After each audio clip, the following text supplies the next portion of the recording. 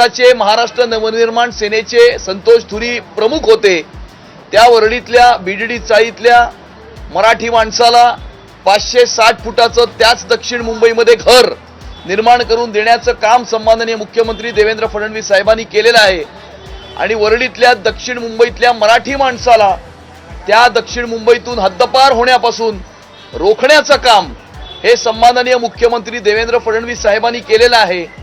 आणि ज्या मराठी माणसासाठी इतकी वर्ष संतोष धुरीजी लढत होते, ज्या हिंदुत्वासाठी संतोष धुरीजी लढत होते, ते कार्य भारतीय जनता पक्षाच्या माध्यमातून होत असताना भारतीय जनता पक्षाच्या कार्यावर प्रभावित होऊन आज त्यांनी या ठिकाणी भारतीय जनता पक्षामध्ये प्रवेश केलेला आहे।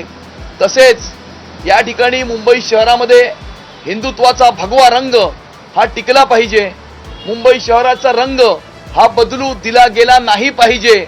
आणि जर अशा प्रकारच्या काही जिहादी आतंकवादी ताकदी शक्ती जर मुंबई शहराचा ताबा घेऊ इच्छितात तर त्या लढाईमध्ये भारतीय जनता पक्षामध्ये सामील होऊन अशा प्रकारच्या सर्व आतंकवादी जिहादी देशविरोधी शक्तींविरुद्ध लढण्यासाठी आणि हिंदुत्वाचा भगवा झेंडा हा मुंबईच्या महानगरपालिकेवरती फडकवण्यासाठी संतोष धुरीजी यांनी भारतीय जनता पक्षामध्ये प्रवेश केलेला आहे।